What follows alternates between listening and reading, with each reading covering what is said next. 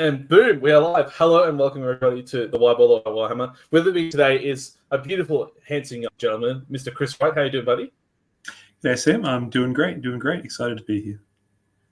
Oh, that's what I like to hear. That's all I want is your applause and kind words, Chris. That's all I need in life. Okay, so I'm glad I could finally tick that off the bucket list. So I appreciate you joining us for something that I've been sort of talking to you about for a while, and finally we get to do it. So yeah. So for people who don't know, Chris, just give us a little bit of a backstory. So who you are, and then what's the story of Warhammer? How'd you get into it, and how long you've been playing for? Yeah. So I'm Chris. I'm one of the guys from New South Wales. So I've played for Team New South Wales for a while, Team Australia. So I started playing Warhammer competitively 6 years ago at a tournament in Maitland, and haven't looked back. Had lots of success with individuals and teams. Sort of have won first in the ITC in Australia, won CanCon 2019, and then of course the big win over in Europe with Team Australia. Absolutely, can't forget about that one. So, what got you into it, Chris? Was it something? I know the traditional story is you start as a kid, you maybe walk by a Warhammer shop, and then you go into high school or university, and nah, it's not cool anymore. Then come back to it. But what's your story? It sounds like that's not a similar story to you, but maybe I could be wrong. Yeah, no, that is the kind of story. The key there, you said, was get into high school and university and think, it's not cool anymore. Because I, of course, only did things that were cool. I'm sure you can tell just by looking at me. Played as a kid. Started with some Lizardmen when I was pretty young in the fantasy. Got into some Space Marines, and then picked it up again.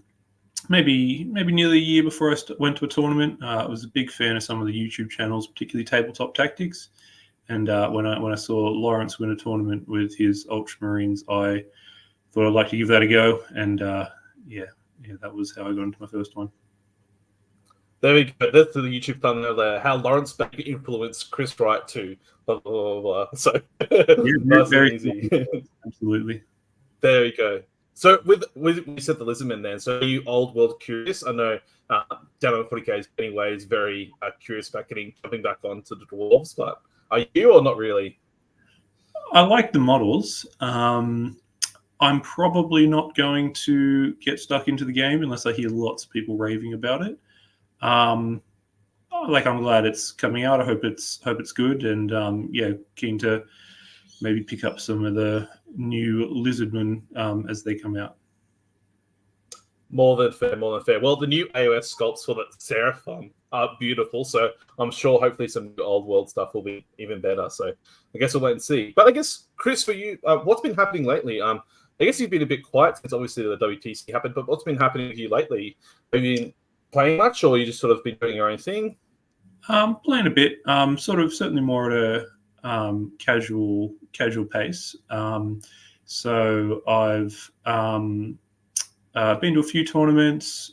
So mostly brought sort of semi-competitive armies, sort of designed to be something fun that I wanted to take, and then from there looked to optimize, as far as I could. And then so they were mostly with Space Marines. Then more recently, I've been bringing out the Sisters and the Grey Knights for some casual games. So haven't been taking it as seriously, but certainly really enjoying the games I've been playing. Very nice, very nice. Oh, your sister's curious as well. Have you got your 30 Archoflagellants on the table, or you've been playing with a bunch of other stuff? I haven't touched the Archoflagellants. I've been bringing more of the vehicles, more of the Penitent engines, and Val and Unit of Warsuits is, I don't know, it's actually decent now that they brought the points down a bit, so I've been enjoying that. Very nice, very nice.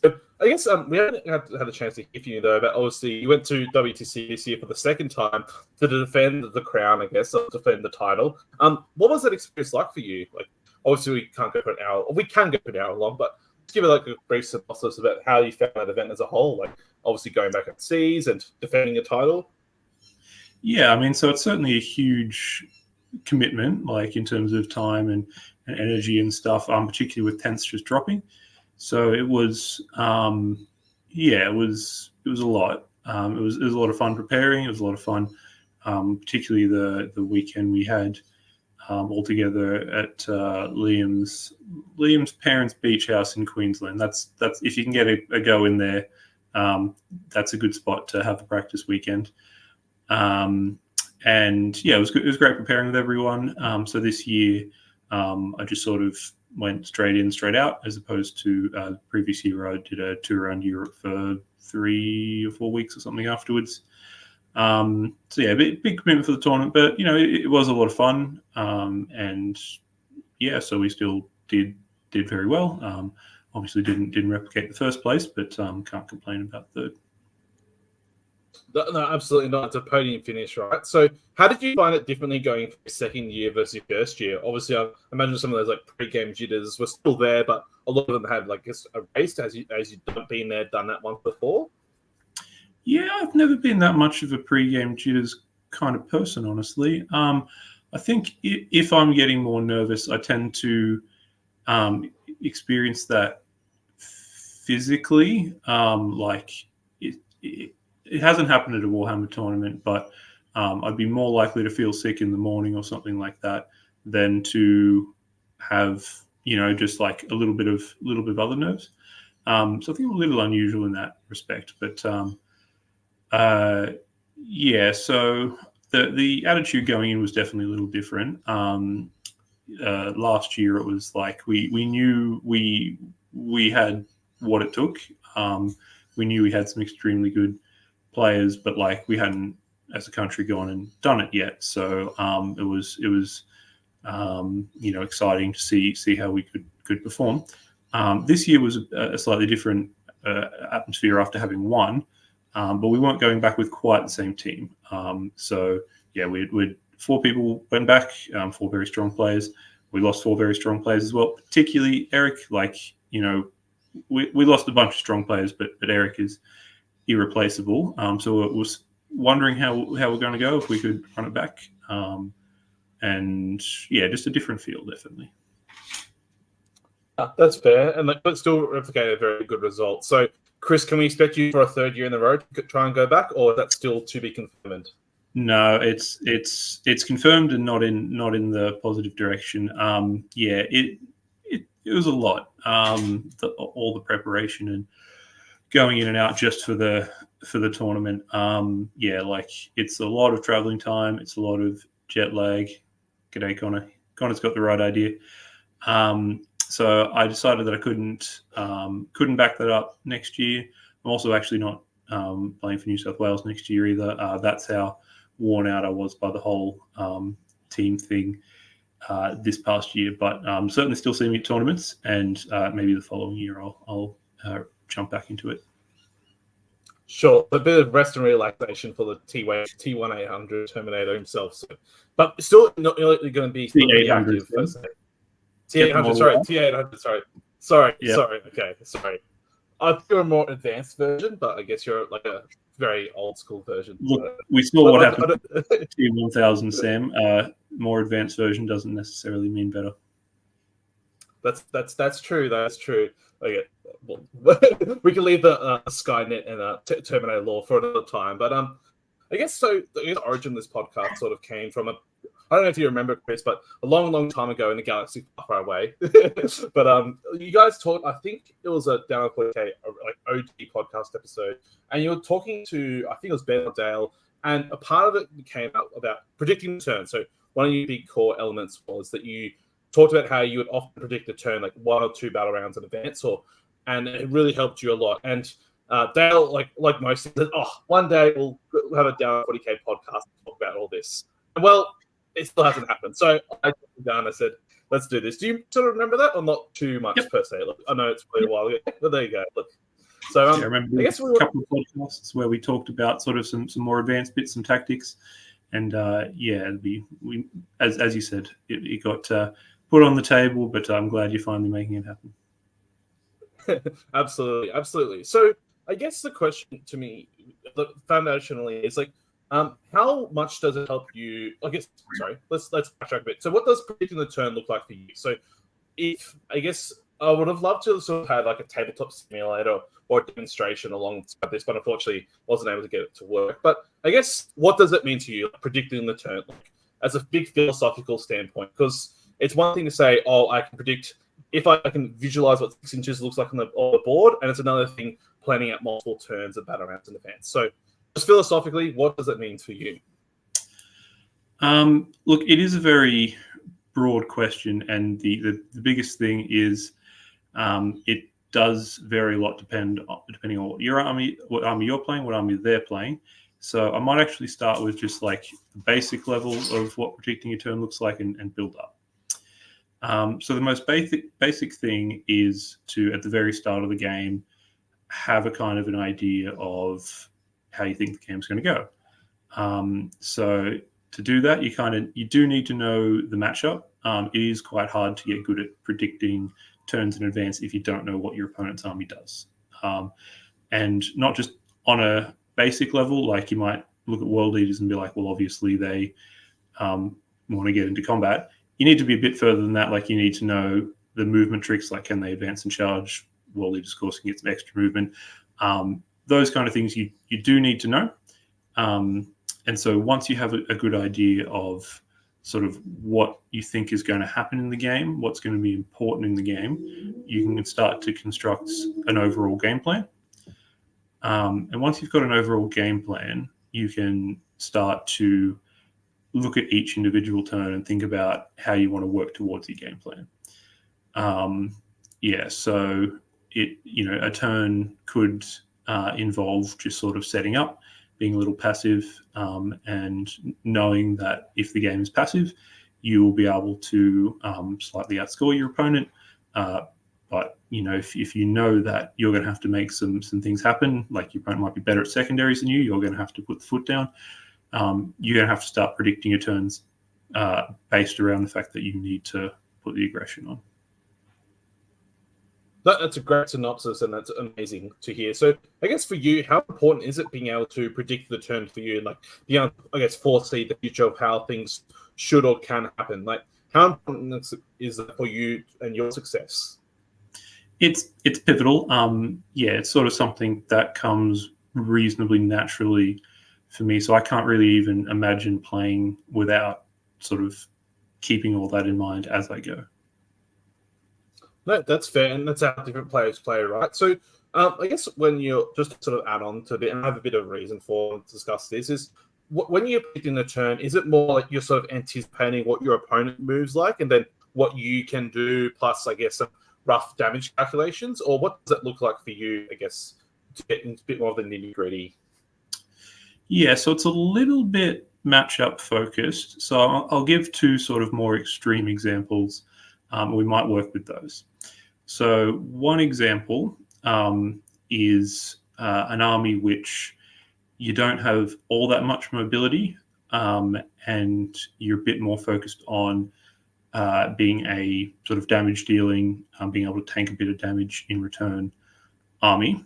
So an example of that is the most recent tournament I was at. I was running an Ironstorm detachment with some Redemptor Dreads. There might have been a Land Raider. I can't remember what was in my army now, but some tanky vehicles. So when you're trying to predict turns ahead with that army, it's a little trickier because typically quite a lot is going to happen in a given turn. So you know that you don't have that much speed, so you sort of do need to start getting the ball rolling earlier in the game, and you need to start getting trades happening. And if you're like pushing out with most of your army, a lot is going to happen in the game, right? You're going to be trying to do a lot of damage. They're going to have an opportunity to try and do a lot of damage back. So it's predicting ahead more is sort of trying to think about, all right, if I went with this route, what options would I give my opponent? And then how would that make me sit overall in the game, because of that? Or if I went a different route, what other options would I be giving my opponent? So it's like you're obviously trying to plan out your turn, and you're thinking about what options that would give your opponent. So you're probably not planning too far ahead on a deep level, other than, like you want to progress towards your overall game plan, which, might be to get a lot of damage on your opponent, get ahead on the damage, and then rack up the points later on. Or it might be, they're going to try and play quite cagey. If you move towards the middle, they'll go towards the edges and try and take the objectives there. So you'll think about those sort of things and how you can interact with that. But it's hard to know exactly, you shoot with your whole army, they shoot with their whole army. If that sort of stuff starts to happen, there's too much variance to know exactly what the game is going to look like down the track. Sure, that makes complete sense. But it's great to hear how you sort of try and predict things like one stage at a time. And like if it's a bit more linear on the rails, you can predict a bit further in advance. But when variance and dice and random stuff comes into it, you have to slow things down and predict things. So the reason I ask that is because I've heard different things from different people. So I know Adam Camilleri, like allegedly, he says at the start of every game, he predicts how he's going to win the game. Like he tries to visualize what the end board state looks like and says how he wins the game that way. But then where you hear like people like Sean Naden, he sort of predicts the game in a movement percentage, a movement-based way. I know Alex Iglesias also does the same way. So he sort of looks at the board and like sees positioning and like I guess areas of threat rather than like a damage calculation thing. So it sounds like you've got a bit of a hybrid approach there. And obviously everyone is different in how they visualize and play the games out. But it's interesting to hear how you do it and as well as others can do it. So, but first, before we get deep into the dig dive, so Mr. Podcast himself and Queensland champ, Hayden Waldock, has the more important question. So, Chris, what's your double main order at the par? Like, obviously, that's the key success for champions. Obviously, innovative like Jeremy Martino and other successes before him. But what's the key double main order for tournament play? That's something to prepare ahead, right? Yeah, absolutely. So this is something that some people are naturally good at and some people aren't as naturally gifted at. So someone like Martino can kind of do what he wants. He has a real natural advantage with eating a lot of food. I have to be a bit more strategic about what I'd go for a double main. Like if I want a double main, I can't, have too much for lunch. I can't have too many carbs in there. So I have to be a little bit more careful and study the individual menu, as it is. More than fair. So that's all right. So Chris says it varies time and time again. But do you believe in the philosophy of the double main and the key successor to tournament victories, or are you a hater against double main? I don't think we can be denied, Sam. I think double maining does give you a lot of raw power. Carb loading, right? It's all the carb loading. It's got the key to victory. So there you go. Key tournament success. If you take nothing away, always order a double main. So perfect. I guess so. Obviously, we talked there a bit about positioning and damage output. So, if something's going linear, how far in advance can you generally predict? Like, is it generally like a battle round in advance you sort of think, or is it sort of like 1 or 2 turns, or even further? Yep. So he will get into the other kind of army that I'll have a bit of a look at. So just with the sort of more damage focused forces, it's not too far, right? It's sort of you're mostly focused on your turn, their turn, and then with an eye on the future and just making sure you're keeping your game plan under control. A totally different style of army would be something with a lot of movement shenanigans and something that's going to give you a lot of potential to have a game-long plan, right? So the faster your army is, the longer you can afford to play passive with it, to not interact with your opponent, because you can zip across the board on the turn that you want to. So I'll give a Ynnari army that I've worked on a little bit an example of this. So if you've got a Ynnari army with, say, a couple of units of Scourges, so with Dark Lancers, so they're a relatively fast unit that can deep strike in and they can move after shooting. So that's the unit that you're going to get to probably use turn after turn. You also have some Fire Prisms in there. So that's a unit which only one sort of needs to see the enemy in order to get all of them to shoot. And you might also have some other Drukhari shooting units inside of venoms, which can get out, shoot, and then get back into the venom, which could be behind a wall or something.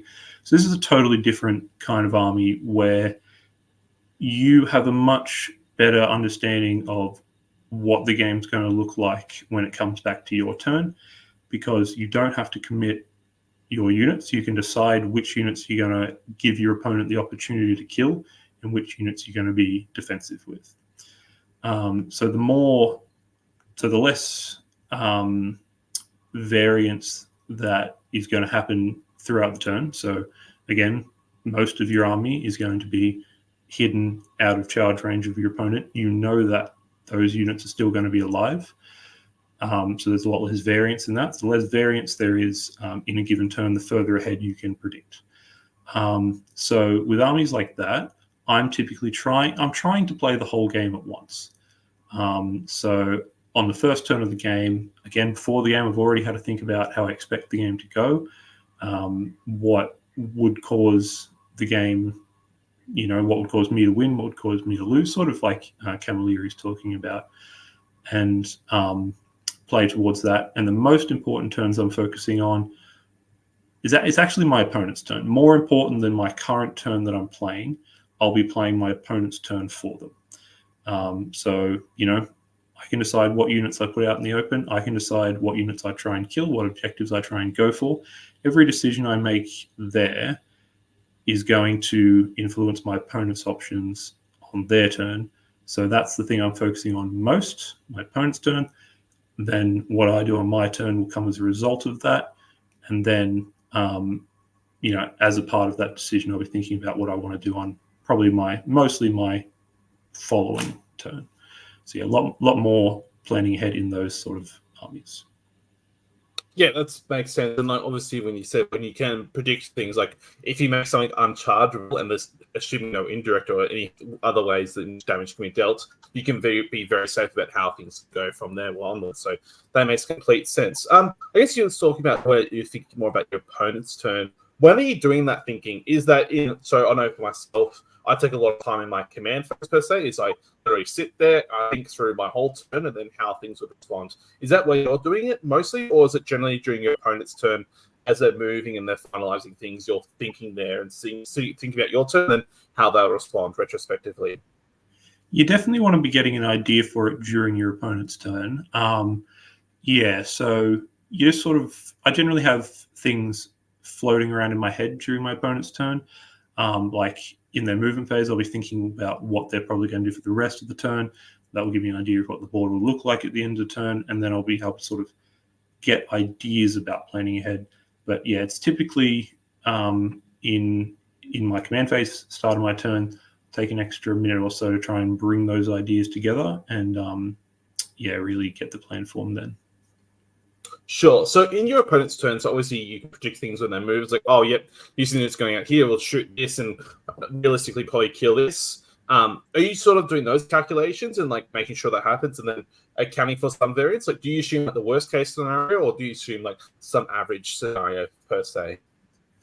Generally, I'd recommend presuming things go a little bit well for your opponent.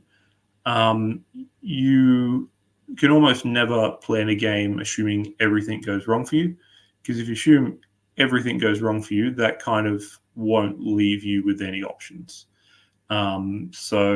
You want the odds to be in your favor, and the more in your favor that they can be, the better. But you simply can't assume that they're going to make, like, let's say they could go for 4 deep strike charges. You can't assume they're going to make all 4, right? The odds of that are very low. You can't assume you're going to fail all 4. I mean, you probably shouldn't be going for too many just 9-inch deep strike charges, but odds should be in your favor with your plan, but only to the extent that allows you to have some freedom. Yeah, sure. I guess maybe in that scenario there, like assuming maybe a bit more favorable to opponents, like maybe they make one of those 4, like worst case scenario, 2 of those 4 9-inch charges, right? Like maybe predict that and see how things go and then respond retrospectively. Is that sort of how it goes for you? Or would that be an equivalent example? Yeah, sweet. Good to know. So I guess in that aspect, so are you thinking during your opponent's time? Because obviously 40k is a very social game, and I know myself, I like to talk things through and stuff like that. Are you focusing the whole time during your opponent's turn? I imagine that could be quite, I guess, brain tiring. I'm sure that's not the correct English term, but are you just sort of taking steps at also certain stages of the opponent's turn? You start thinking things through and planning things out? Look, we're honestly getting into the region of things that I haven't thought about myself. It's just I do what I do. I haven't given it thought, so I've sort of got to figure it out on the fly. Definitely in their movement phase, they'll be having a good think, because that's not normally a time you want to talk to your opponent too much, because at that point you'd just be distracting them while they're trying to think. Generally, yeah, so a fair bit during their movement phase, and then if they take a pause to think, that's a good opportunity to start thinking about things. And then as they're doing the shooting or whatever, as they're rolling the dice, that can be a good opportunity to update the plan, because you can see if they're going average, above average, below average, whatnot. Yeah, sure. That makes complete sense. That's great advice. So I guess a question I have for you is, like, what are some of the negatives of trying to do these things? So obviously it sounds like you've got certain failure points on the plan. So obviously when you're predicting a move, you can predict some things, but then the shooting a fight phase, you can sort of like see how things are going, averages or not, whatnot. Well, I guess the question is, like, where does this, I guess, trying to predict the future things fail? Is it hard when sometimes, you obviously good opponents, you'll generally be able to predict what they do, but sometimes they throw a massive curveball or do something completely out of your wheelhouse or something you didn't foresee. So they rapid ingress a unit completely in a different position than where you expected, or they play a completely different style to what you expected. How do you sort of anticipate those, and what are some of, I guess, the negatives of to this prediction per se on the linear rails, if there are any? Yeah, I mean, it's hard to predict the things you're not expecting. Like, sort of part of your question was like, how do you predict the things you weren't expecting? I mean, you didn't predict them, so you could get caught up. Yeah, so the more you practice predicting, the better you'll get at it. I think, yeah, definitely for me, it's more likely to go south when things go a lot away from the average. So I'll give an example. So WTC, the game I lost this year, was against Custodes, and it was one of the unluckiest games I've ever had. He sort of deployed aggressively, went first, pushed up in my face, which was fantastic. It's like, all right, I'm going to kill all these Custodes. So my army was brilliant at killing Custodes, had the Ravages, the Fire Prisms, the Wraith Knight, had all this stuff. And I thought about how, right, he has one unit sort of pushed up towards the middle and one pushed up, but in, off-center, more towards one flank. They were sort of 10 mans of each, and they were sort of the looming threats at the time. So I thought, right, I'm going to absolutely pulverize this 10-man in the middle, and I'm going to stay away from the other one. So that's something which I easily had enough firepower to kill the 10-man in the middle, and should have had no trouble staying away from the other unit. And then it's like, all right, then on his turn, there's very little he can do. He had some units in deep strike that he could drop in and try and make a charge, but they weren't the 10-mans or whatever. They weren't the huge scary ones. But what ended up happening was my damage was terrible. So on average, I'd kill about 13 Custodes with what I had on the board. I killed 5.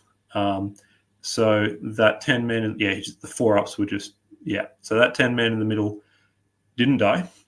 And then when he reses 1, he goes back up to 6, and 6 Custodes is a big threat. So it was 5 Custodes plus a character. So that wasn't part of the plan. The other thing that wasn't part of the plan was that unit which I was trying to avoid. So I had moved up, let's see what Custodes move, 6, I think, and then 6.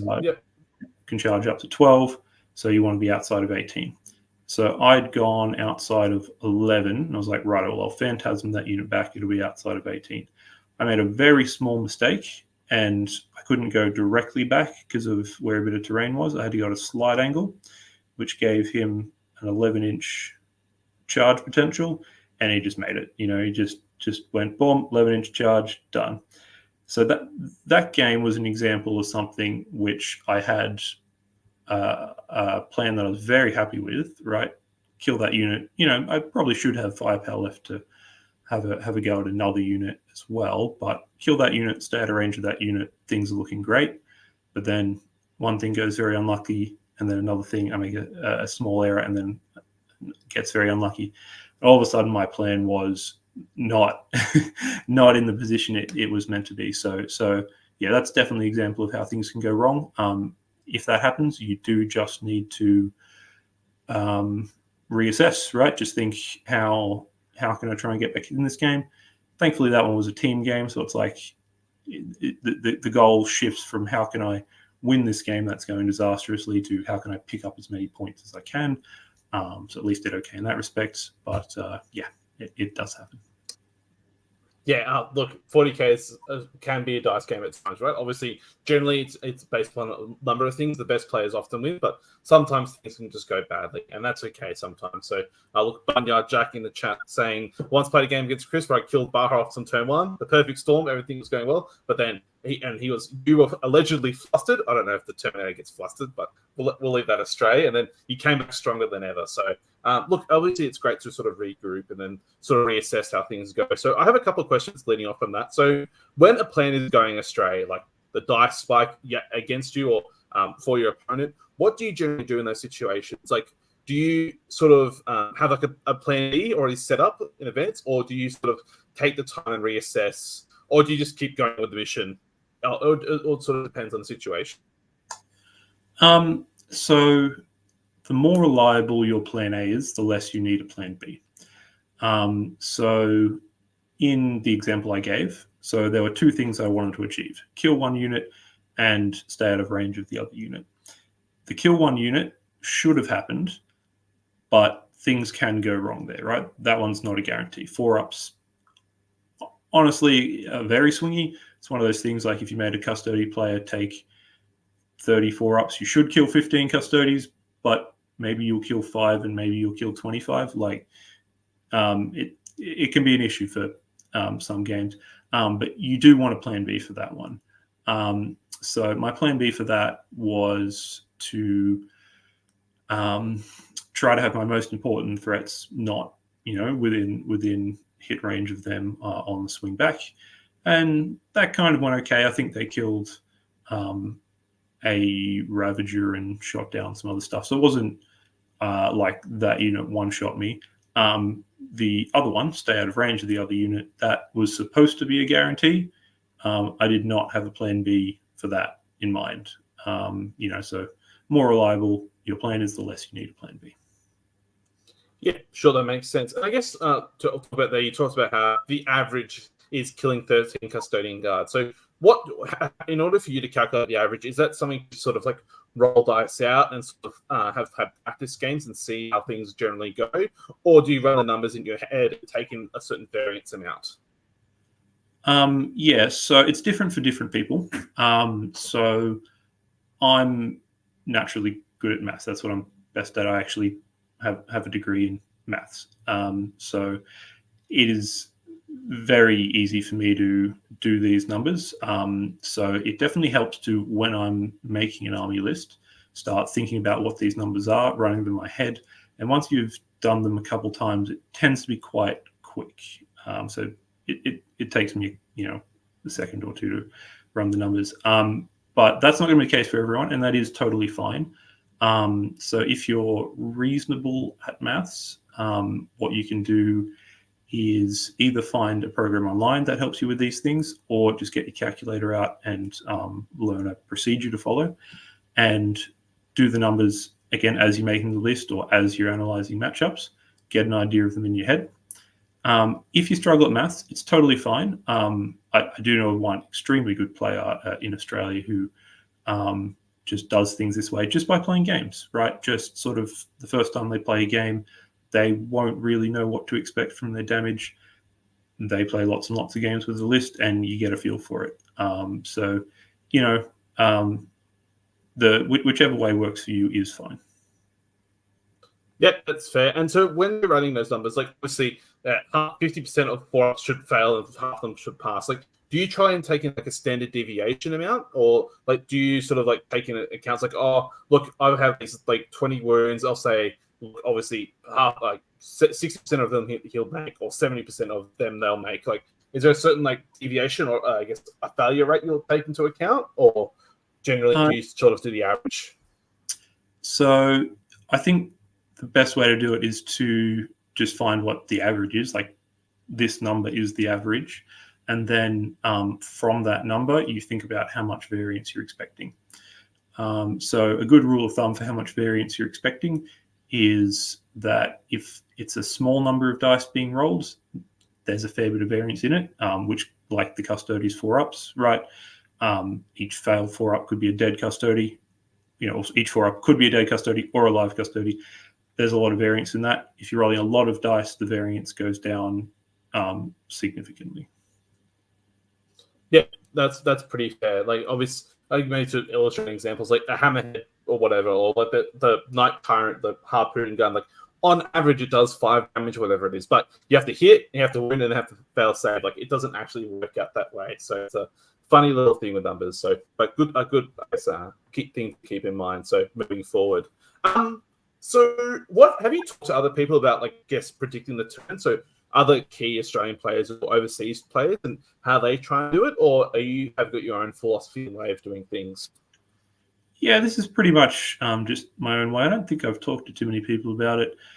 I'm mostly starting to talk to people about it now that I've started doing some coaching. So yeah, that's that. Something that. Yeah, absolutely. So we'll definitely touch on that a bit later. We'll get you a chance to plug and shine for sure, because I'd love to learn more about how you've come across to wanting to do 40K coaching, and I'm very, very keen to hear more about it. So I guess one other thing you wanted to talk about there is, I don't know, to sort of illustrate backstory. So I know Uprising, not this year, but the year before, you and I were there, like we were there with the New South Wales contingent. We're running Drukari, Thick City. And I know after the game, you played against Simon Gojkovic, and you talked about how, I was like, oh, what do you think went wrong in that game? And you told me, it's like, look, the numbers just didn't go my way. And like, you weren't able to, look, you had the right plan, but you said your numbers just didn't go the way you did. So so my question to that backstory leads to my question of, how do you sort of review your plans and review your predictions in hindsight? So what do you generally try and do with a game? Do you sort of like, do you have a mind map and like a mind's eye of the game going back and forth, or run the numbers back again? Or what's sort of your process for reviewing how things went? Yeah, so that's definitely definitely an important thing, sort of think about how the numbers went. So I definitely try and think about if I got to execute the game plan that I had in mind to start with. And then if I did get to execute that plan, you want to think, was it a good plan? So yeah, you're sort of thinking about those things in combination with how did the numbers go, and that's a good way to do it. It is important to mention that the closer the two players are matched, the more likely it is to be pushed one way or the other by the numbers. So if it's a really good player playing against a really weak player, it's going to take an awful lot of variance to swing the whole game. But if you have two people who are reasonably closely matched, it's like the variance could push it one way or the other. And it doesn't mean that you lost because you got unlucky. It's like the game was super close and it could have gone either way. And on that particular occasion, the dice pushed it against you. It's not the same thing as losing specifically because of dice. Yeah, sure, that makes sense. And I guess reviewing game plan, so taking dice out of the equation. So when you review a game plan or review a game in hindsight, if you do, I assume you do, but when you review a game in hindsight, what do you generally do? Are you sort of playing the turns in your head back and forth? Or I know, so Alex Terracin, like when I play with him, he'll take photos at the end of each battle round and see how things played out on the table. What would you generally do? Probably mostly what I was mentioning before with thinking about, did I get to execute my game plan? Was it a good game plan? And how do the dice influence things? Yeah, sure, fair enough. More than fair. So, look, it sounds like in the chat we've got some people keen to hear about the Terminator himself talking about coaching. So, Chris, like, I guess as we or was it announced on a bunch of Australian Warhammer pages, so you're now doing 40k Warhammer coaching. So, what made you want to do coaching, and I guess in this format? So, what's allowed or made you want to do this? So as I mentioned before, I've sort of taken a step back, at least for the moment, from the representative side of 40k, but I still love 40k, right? I still want to play it a bunch. I still want to be involved with a bunch, and this is kind of a different way that I can do it. Right, lets me interact with some new people, and lets me, talk strategy in a different capacity. Sure, that makes sense. So, what's your without like I guess going through much of a job interview, but like what makes you a good 40k coach, or what made you why make people want to select you as a coach? Obviously, someone's got a degree in mathematics, that's helpful for calculating grades, and also someone who's good on the tabletop. I understand you have some actual personal, professional experience in coaching and tutorials. If you're willing to elaborate on that. Yeah. So I work as a maths tutor, so I've done a lot of one-on-one teaching with people. So I found that helps a lot. So you get used to the way you need to communicate with people. I think over my years of tutoring, I've gotten an awful lot better at tutoring for the appropriate level for the person. So not trying to dive into too much for someone who's going to struggle with that, or knowing when you can skip the basics for someone who's more advanced. I think those are some good starts. And then, of course, I think I've got plenty to offer in terms of 40k. I think I've sort of had the consistent results over the years that are backed up by a way of thinking about the game. Absolutely, and I agree. Like, you've definitely got a background in history, some medals and trophies to show your, I guess, achievement over your 40k career so far. So, a question from the chat. So, from another coach to another, from one coach to another, I should say. So, Alex Inglesos, the Greek himself. So, for faction-wise, what faction are you most excited to coach people on? What one are you least excited to coach people on, if that exists at all? So most excited for Eldar. Just they're my favorite. They're the one I'm most, I think, suited to playing. Least suited. I haven't actually thought about that. Like, a few things pop to mind, like Tau pops to mind, but actually that would be fun. Like, Tau's an army that people like to rip on, and there are reasons for it, but it does have a lot going on. So no, I actually think that would be fun. I don't know. Do you have any suggestions for me? I don't know. Do you really want to be coaching AdMech? I mean, they're the sort of worst sort of human beings, right? The people who play AdMech just tell you how great they are. Yeah, I think leaving that for some lesser individuals. Sorry, Alex. I mean, coaching AdMech would certainly be a little out of my comfort zone, but it would be all good.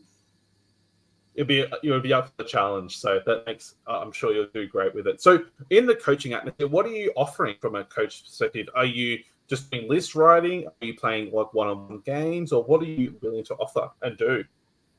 Yeah, look, I'll do whatever anyone will pay me to do. I'm open for business. Look, it depends what people want. So if people want help with their list, I'm super happy to give that to them. I've talked to a couple people about matchups, and that's been on a couple levels. So there's one guy just particularly looking for just like advice on how armies play. He doesn't manage to get enough games in himself, so he wanted some help on what do you need to watch out for. And then I've also done a bit with going deeper, and it's like, all right, with what what's the game going to look like? We can start talking about how would you predict turns ahead in this matchup. Starting to delve a lot deeper. If someone wanted me to coach them paint, I'd do that. You'd be paying the wrong person, but I would do it. Allegedly, Chris, I hear allegedly you are very good at painting certain parts on certain vehicles. So, look, maybe they put you in the ways of, I don't know, a certain body part being painted on certain vehicles. I won't disclose. If you need me to help you with some last-minute painting before a tournament, I'll get some freehand in there and really make it next level. I know Pete Zeth is very proud of certain pieces which have some freehand on them, so it's beautiful, and it adds quality to his orc army for sure. Absolutely. Absolutely, indeed. So, how's coaching been going so far? Like, how have you found it weird teaching 40k players to math? Your background in math, like, has it varied differently, or is it pretty much the same?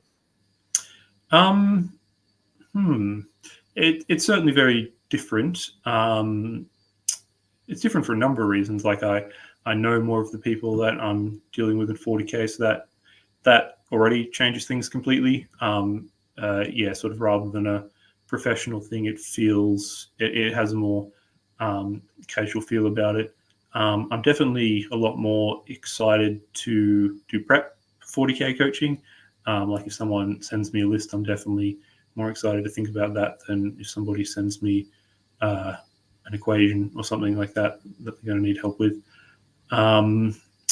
It's been a lot of fun. I've really enjoyed seeing how different people think about the game and working with that. That's awesome. So prior to jumping into 40k coaching, did you reach out to other, 40k coaches or even Age of Sigmar coaches? So obviously you have Alex and Gleesos in the chat, who's a coach for Art of War. I know Eric Lathuris previously did some coaching for Art of War and does his own thing now. Did you talk to them about it, and did they provide any advice to you? Not recently, funnily enough, but more in the past. So I've sort of, when Alex started doing it, I was chatting to him a bit, and I've chatted to Eric in the past because there's been a few times I've been like sort of planning to start up coaching and thinking maybe I'd do it, maybe I wouldn't. I haven't pulled the trigger this time. I was like, I'm just going to do it. I'm not going to look for too many people's opinions on it. This time I have, sort of got them in the past, and I decided just to jump in. Hell yeah, Chris, that's what we love to hear. It's like, just do it first and we can ask questions later or have regrets later, right? So looks like you're enjoying it right now. Then I'll maybe talk to you in a year from now and go, oh my God, Sam, I really shouldn't have done this, but I'm sure you'll be smashing it fine. There'll be Chris Wright's coaching service will be a great success, I'm sure. So, we'll see. Yeah, I don't know if you know, you demonstrate, absolutely. Got to believe, got to predict optimistically, right? So that's the way to do things. So, talking, I think last week, so I don't know if you know, so Kirby, the New South Wales rep, allegedly, he says he has you on retainer and on speed dial for this new New South Wales ANZ PC campaign, but he hadn't told you. So how much is a retainer for someone to acquire you as a coach per se and like get ad hoc advice maybe? Or is that a one-time only fee? He's just getting the bill sent secretly.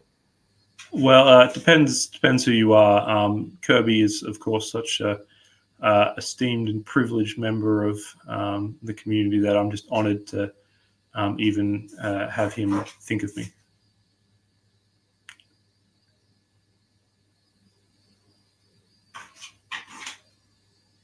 Sorry, my bad. I try and unmute myself over time. Apologies about that. So, no, that's fair. Look, Kirby, I'm sure, will be reaching out to you. You can send him the invoice later, so it'll be all fine.